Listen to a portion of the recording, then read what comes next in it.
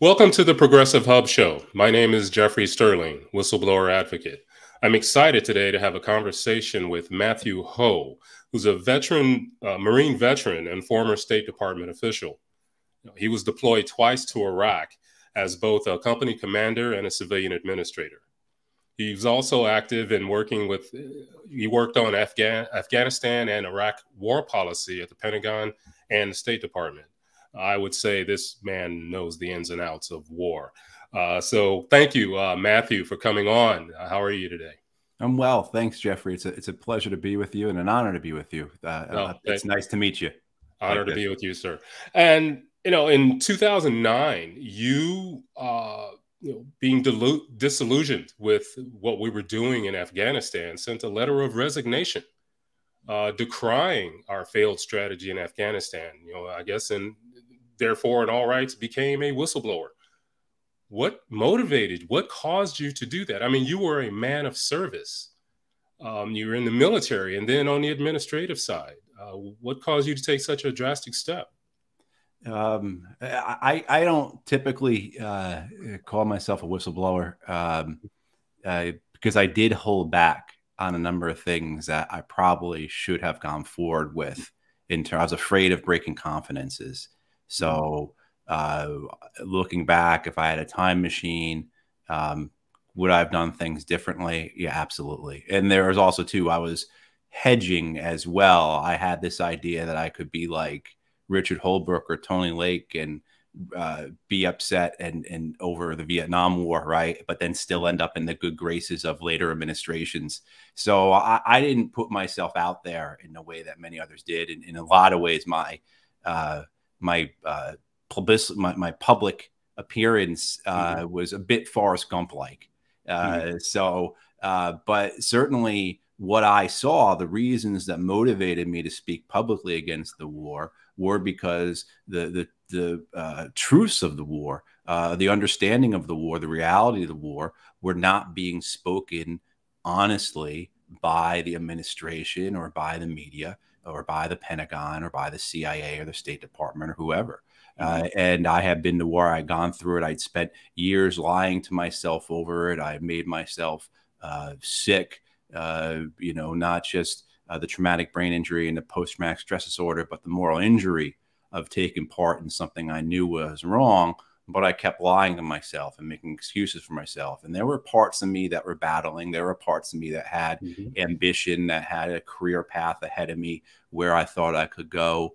But ultimately, when I got to Afghanistan in 2009, in April of 2009, after being in Iraq twice, after spending so much time as a relatively junior person at senior levels, again, Forrest Gumping myself into places, seeing that the war in Afghanistan was no fundamentally different than the war in Iraq. And that was something I was holding on to, right? This hope that somehow this war was going to make sense. Somehow this war is going to be worthwhile. Somehow this war was going to be, there's going to be a way to achieve something that you could look at and say, this makes sense. This was worth it. And it didn't take me very long in Afghanistan to realize that there was no fundamental difference between that war and the war in Iraq, that the outcome was likely going to be the same. The purposes were nefarious and obscured and mainly domestic political purposes, and so seeing the escalation of the war, I couldn't go along with it. I gone along with it in Iraq, and that had driven me to the brink of suicide. And so how could I go along with this? And one of the things, I guess, the whistleblowing points is if I was to do it over again, I would have broken confidences much earlier. So, in 2019, the Washington Post publishes the Pentagon Papers, which is a collection of documents spanning the entire American occupation of Afghanistan, government documents, basically interviews with hundreds of former military officers, diplomats, administration officials who basically say, look, we knew it was unwinnable. We knew that this was a mistake. We knew we weren't making progress, and who continued to go along with it lied. And that's something I could have spoken about more clearly and forcibly in broken confidences, because the men and women who I spoke to, whether they were at the State Department, whether they're in the military, whether they're in Congress, whoever, who all knew that this war could not be won, but chose to go along with it. I think though, whistleblower or not, it takes a tremendous amount of courage. I mean, not only to voice your opposition and voice your concerns. I mean, you resigned, you quit. I mean, the way all dream of that cushy government job where, all you pretty much, the view is, oh, you just kind of show up every day and you have the job. But, you took a step to not only say, like you said, and, to not be, you don't want to be a part of that anymore. And you took a step to extract yourself from that, and also to raise awareness about what was going on. I like one thing you said in the letter. You said, I fail to see the value or the worth in continued U.S. casualties or expenditures of resources in support of the Afghan government in what is truly a 35-year-old civil war. I don't think people get a sense of, we got the drum beaters of war, national defense. We got the best military in the world, but I don't think the public in general gets a sense of, what that cost really is, and the total cost that it is. And it sounds like you were saying, wow, there's a lot, not only for our country, but personally. And, so, I mean, what's that like, going through feeling that angst of being part of something that you disagreed with, and then also the emotional turmoil of coming forward about it? I think position. A lot of it was my, my motivations. I was angry. I was very angry. I was seeing the cost. I understood the cost, and certainly saw the cost to the Iraqis and to the Afghans. And those were the costs, the Iraqi and Afghan deaths and maimings and the horror that was inflicted on them. That's what plagued me. That's what really was pushing the suicidal thoughts I had, the moral injury I was dealing with. And it was that anger, and seeing that it was well understood that this war was not winnable, that this government in Afghanistan was corrupt, that was full of warlords and drug lords, that they were, to compare them to the Taliban, it's a kind of a worthless exercise, because you're just, comparing two different ilks or two different breeds that are both reprehensible, and neither of which we should be involved with or support. But so it was like that anger that was driving me, that was making me so upset, and the complicity of it all. And you referenced in there how I referenced, you just referenced how I referenced that it was a civil war. And one other thing too, I was very upset with how the media was taking this war on, how it was cheerleading for it, how it was just in bed with this idea that it was the good war, and the only thing that had gone wrong was that Bush had invaded Iraq, and if that hadn't happened, we would have won this thing years ago, and et cetera, et cetera, et cetera. And one of the things I did was, this idea that was a civil war, that we had jumped into the civil war. It's just one example of the various things about the war in Afghanistan that were just ignored, or dismissed, or lied about, or portrayed in a very distorted fashion.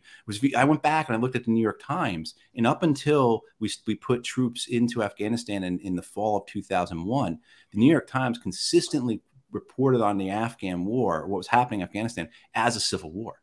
And then once American troops were in Afghanistan, it was no longer called a civil war. I think from the time of 2001 through when I probably looked at this in 2010, say, there was, I think, 2 occasions where the New York Times referred to the war in Afghanistan as a civil war. And again, if you had gone back for the introduction of American troops into Afghanistan, that was basically how it was phrased. Now it's phrased because that's what it was. And so this idea that we were enmeshed in the Civil War quickly became a forbidden thing to say or to speak about, because I think if Americans had that understanding, if people were, we've jumped in the middle of a civil war here, we've jumped into quicksand. Because then we're meddling. Yeah, exactly. We're meddling. And I think also too, I think just a general consciousness or understanding of warfare, people understand that being involved in the Civil War is inherently to be pulled, to simply put it, is inherently messy, is inherently difficult. You can't extract yourself. You're in a a conflict you don't understand that has roots that predates you. You know, though certainly in the case with the Afghan war from the late 1970s onwards, the American involvement was very, very real. You know, but you know, Afghanistan is one of the, when will the world, and I guess world, I mean the superpowers of the world, learn from the experience, you know, the history of Afghanistan? You know, like you said, the Soviet Union during those times also placed themselves in the middle of Afghanistan, and I guess the viewpoint was, you know, our might will control this area. Yeah. You know, keep our countries, relative countries, and nations safe. But it just doesn't seem like anyone has learned a lesson from Afghanistan. Right. And that's like that, you know, Jeffrey, that's like the folly and hubris that defines empires going back eons. Right. And one of the fundamental ways that empires control is to divide and conquer. And so if you look at how the British Empire, the Roman Empire, but certainly the American Empire has established itself and then maintained itself, it's through divide and conquer policies. We certainly did that, say, with the Native Americans.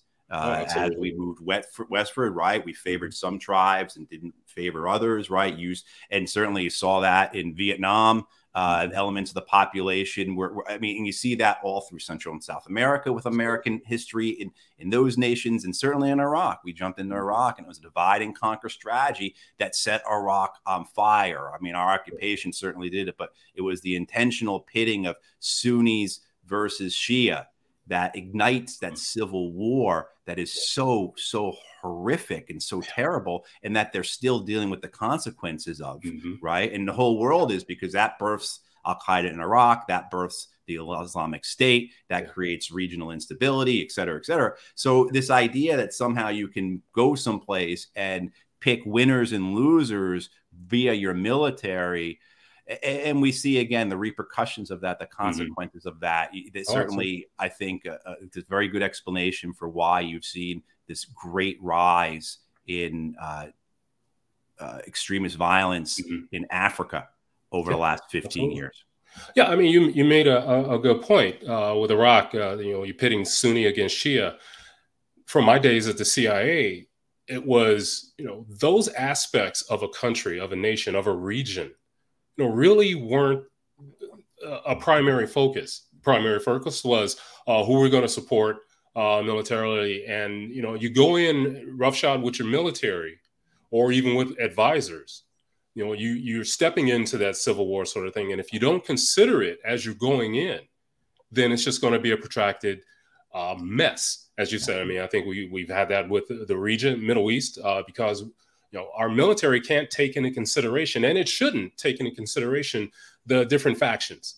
You know, our military is to protect our nation's security, not get embroiled in civil wars, and that's exactly what we've been doing. You know, and you mentioned earlier Pentagon Papers, and you know, I think what the alarms and what you brought forward about what was going on in Afghanistan was similar to the Pentagon Papers and Daniel Ellsberg. I mean, Ellsberg was bringing up the lies, the deceptions of war with regard to Vietnam. And I think that's what you were doing with regard, and have done with regard, to Afghanistan. You know, I'd like to talk about that. You know, other interviews you've had, you basically called it a racket.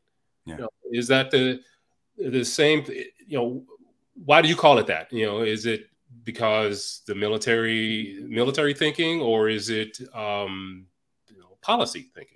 Well, I think because there's a conspiracy, basically. When you break it down to its most simplest terms, it was a conspiracy to keep the war going when everyone knew that the war was unwinnable, when everyone knew that our stated values and our goals were unachievable, and the values were not being represented by how we were conducting ourselves and who we put in power and were keeping in power. Again, warlords and drug lords. I'm not overstating that.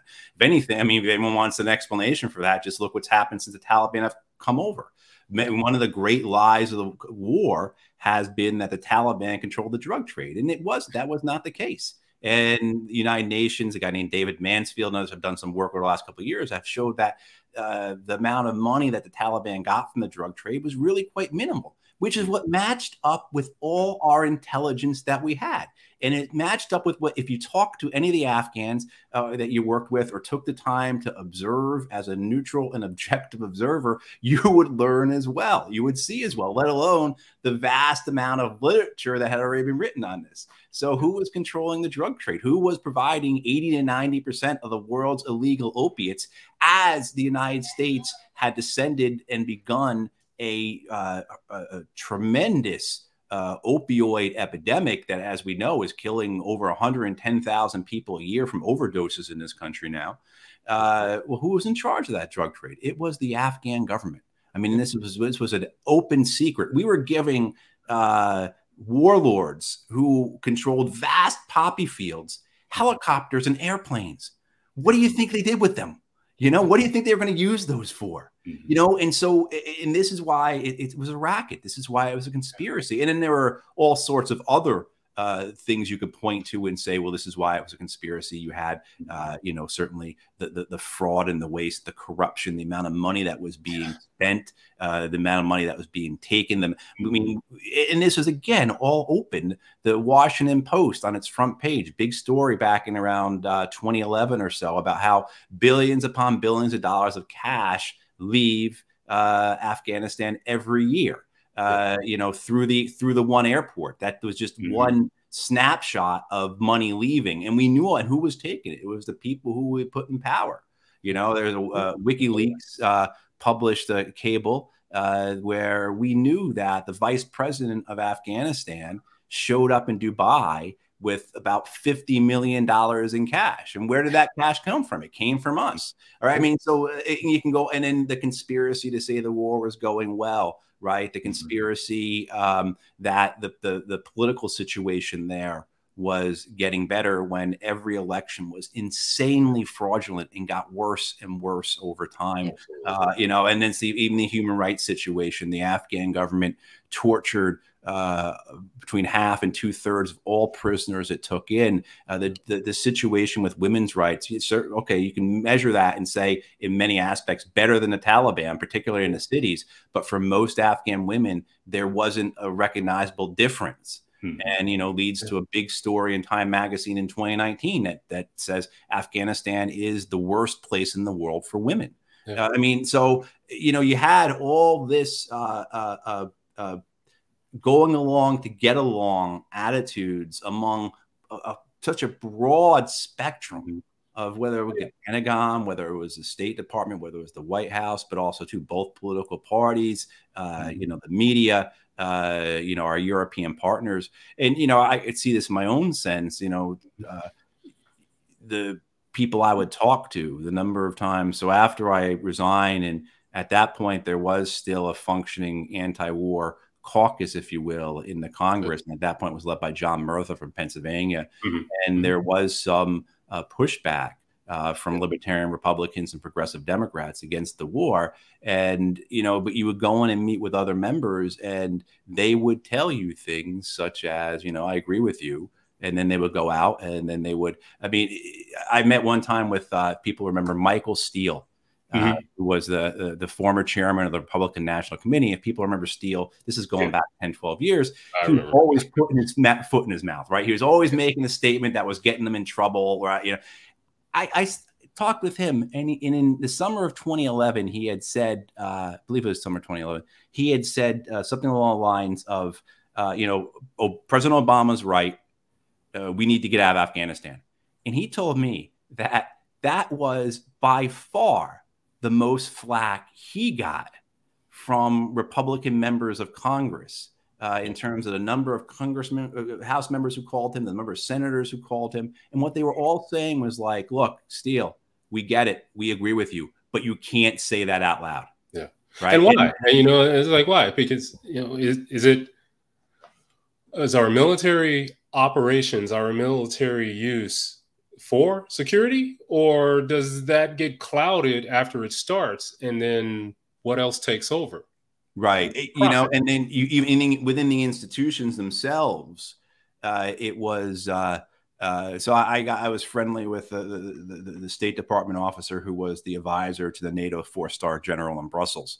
And Jack told me that, you know, when General McChrystal's plan to escalate the war and expand the war in Afghanistan went around NATO headquarters, he said no one agreed with it. Everyone was mocking it and saying this isn't going to work. But when it came time to, you know, this is back in the day when we had inter-office mail, maybe still, right? You know, signature on the envelope and send it along. Everybody did, you know, and so there was, you know, this type of complicity, this corruption, this racket existed horizontally, you know, as well as vertically. And I saw then again a number of people who would. So, you know, it was a conspiracy to keep the war going. Some of it was for institutional purposes. New York Times reporter who did a big piece, and she actually did, I think, for the New Yorker, it was on Bob Gates. If people go back and shoot, I'm blanking on her name, Miller, I believe was her last name, writes a big profile on Bob Gates at the end of 2009. And she, talking to her, she said, you know, my impression really was that Gates went along with the escalation because he wanted the Pentagon, he wanted the U.S. military to have a win, to recover from the loss in Iraq. And Afghanistan was that chance. I mean, so you had those types of institutional desires. Certainly you had individuals who had career desires. Everyone wanted to be with General McChrystal. Everyone wanted to be with General Petraeus. That was the way to get to the top. And if you know anything about those men, they just surrounded themselves with sycophants. And right. I mean, so. Well, yeah, I mean, me and Petraeus go way back as I'm sitting in prison, falsely accused of violating the Espionage Act. He was, of course, giving his paramour national defense information for a book she was writing. So, yeah, I mean, you know, it's like we have this huge military industrial complex, and you know what? You have to do something with it. And, you know, what does, like when I was collecting intelligence for the CIA, at times, I mean, it was hard to distinguish. And, you know, with my tasking, it's like, am I collecting intelligence to defend our nation or intelligence to justify the use of our military? And I think many intelligence officers will, you know, have that sort of wonder what's going on here, based on how, you know, what actions are taken from the intelligence you produce. But, you know, it's like, so, yeah, I mean, you know, the warmongers, even those who disagree with or know the hell of war, they still drumbeat, you know, we need a win. We need a win. And, you know, and that's a good segue for me, for us, I think. And you know, if we could talk about Ukraine, I mean, what does a win in war actually mean? I mean, I got a quote from you. You said, regardless of who wins, they'll win a land that's destroyed, toxic, and filled with unexploded bombs and shells. Right. Why do we so focus on win when it comes to war? And now with Ukraine, you know, we haven't sent troops to Ukraine, but, you know, there's still that drumbeat of, you know, win or at least defeat Russia. Right. And, you know, I think every time you and I say win in this conversation, people should realize where we would put quotes around that word, because it just is, it's almost farcical, this idea, right, of winning. You know, there certainly are those who have this idea that winning means the Ukrainian army driving Russia out of Ukraine, which is hey, look, that's a laudable goal, and I don't disagree with that. And you know, certainly, you know, my views on this, where my heart would be with Ukraine, but there is no winning for Ukraine, not without, in that idea of removing Russia from Ukraine. That's not going to occur without a NATO army going into Ukraine and fighting Russia. So an army of 200 to 300,000, maybe more troops, with all the accompanying naval and aviation assets and missile and rocket fires, et cetera, et cetera, et cetera. You know, you're talking about a world war, basically. You're talking about the very thing that has scared the heck out of us, the existential crisis that hangs over us, just like climate change does, but the existential crisis of nuclear war, the possibility of that hangs over us for 8 decades now. And that's what you're talking about. So it's not possible. And I think that's when you look at that, you know, and you understand that, then you have to make that calculus of, okay, what is possible and what gets you to some type of end state that is desirable. And certainly, I think for myself, the foremost desire is to see the killing end, see the suffering stop, see the butchery put to a finish, but then all the destruction. And that's the whole thing, is even if we had a magic wand, Jeffrey, and we stopped it right now, the thing is that Eastern Ukraine has been ruined for generations.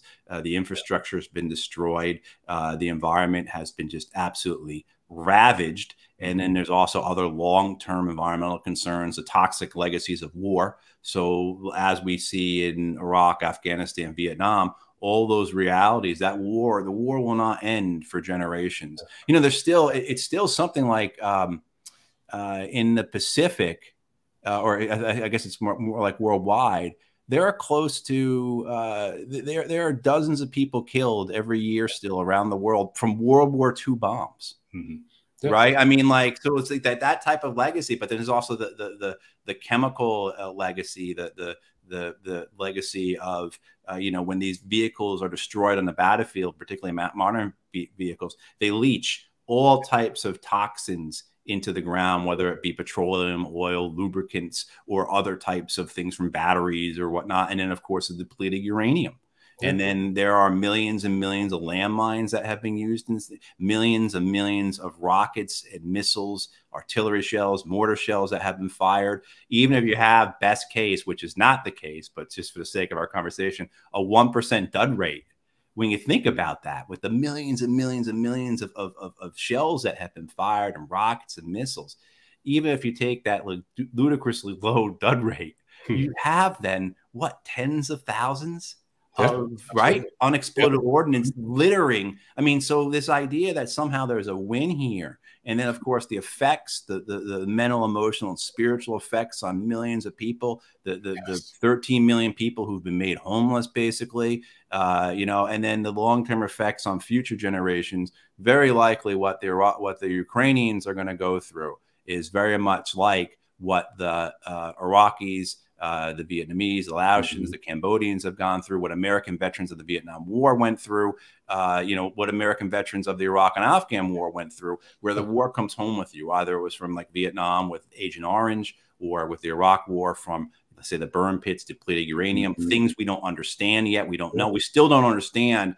the neurological problems that were very clear, very real, that infected a very significant portion of American veterans of the first Iraq War, the Persian Gulf War, right? I mean, we still don't really even understand that, but it exists.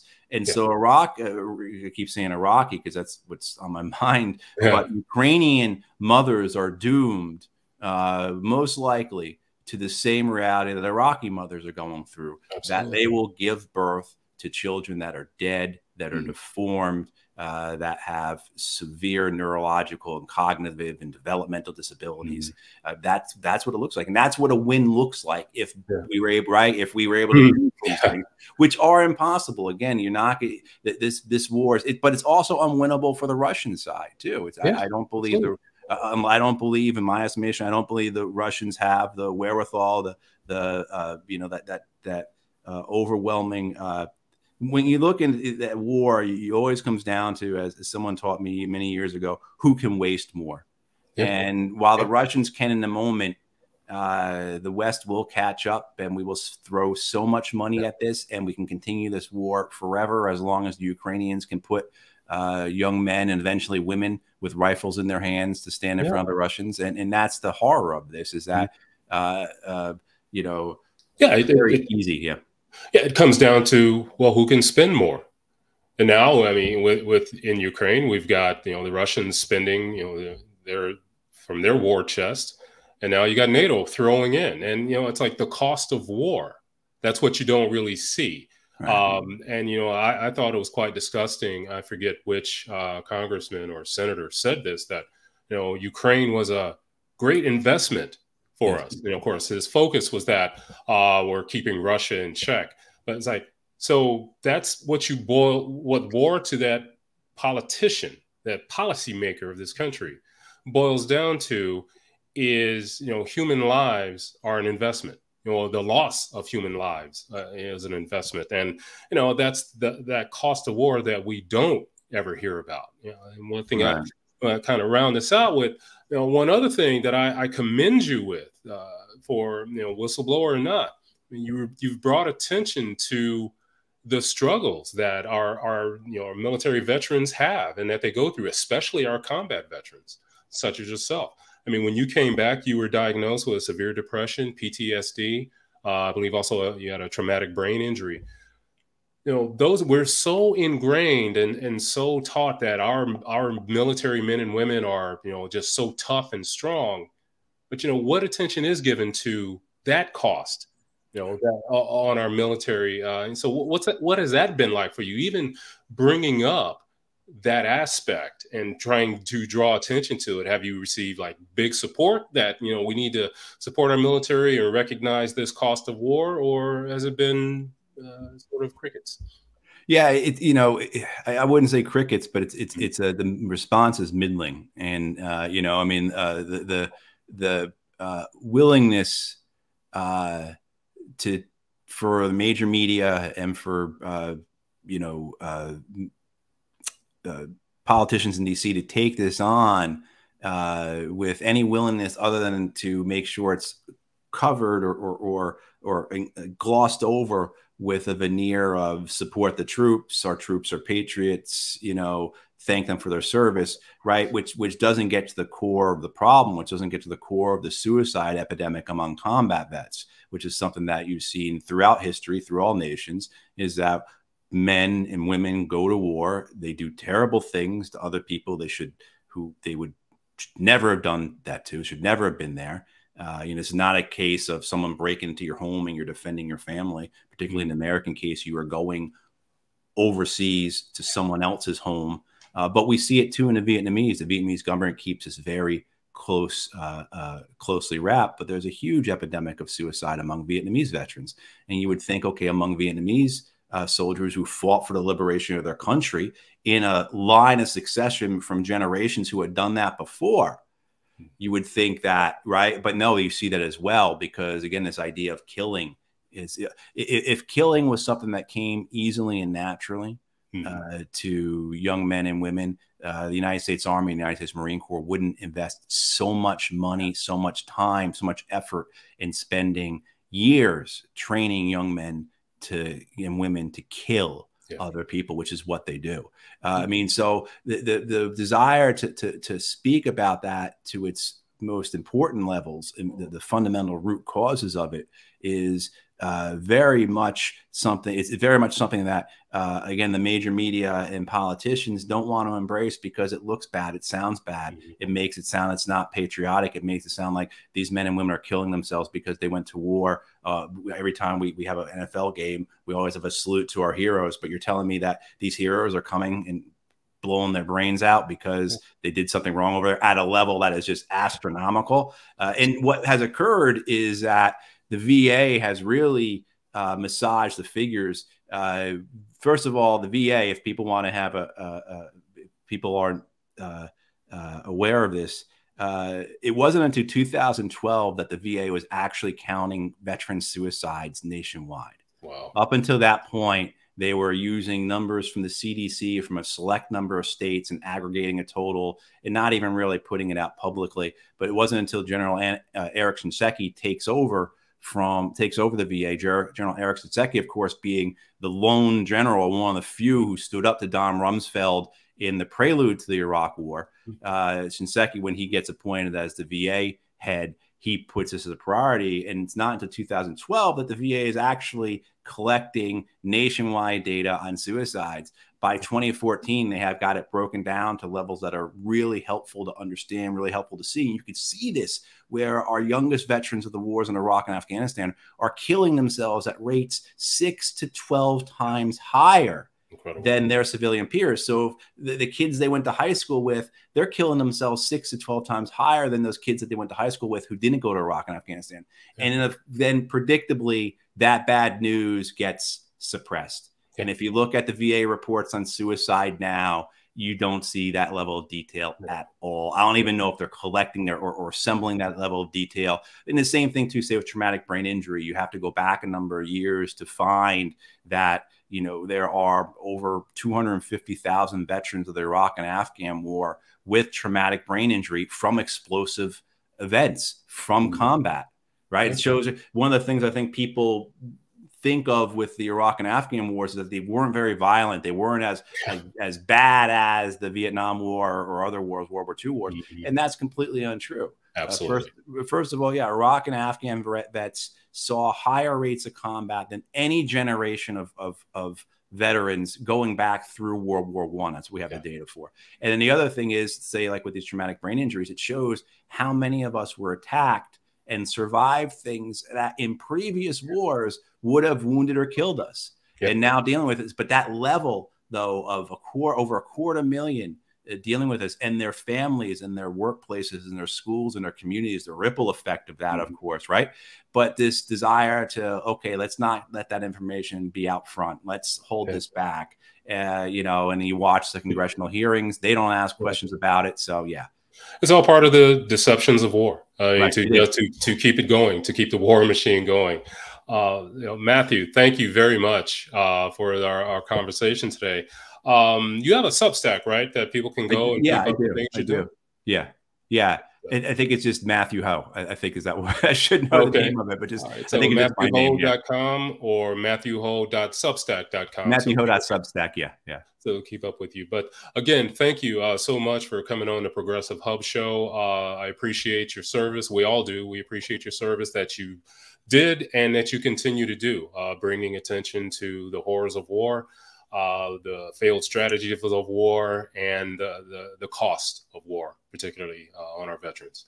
Thank you so much. Well, thank you, Jeffrey. I appreciate, right back at you. I appreciate everything you've done, all the sacrifices you've made, and this stuff you continue to do. So thank you. All right. Thank you. All right. Take care.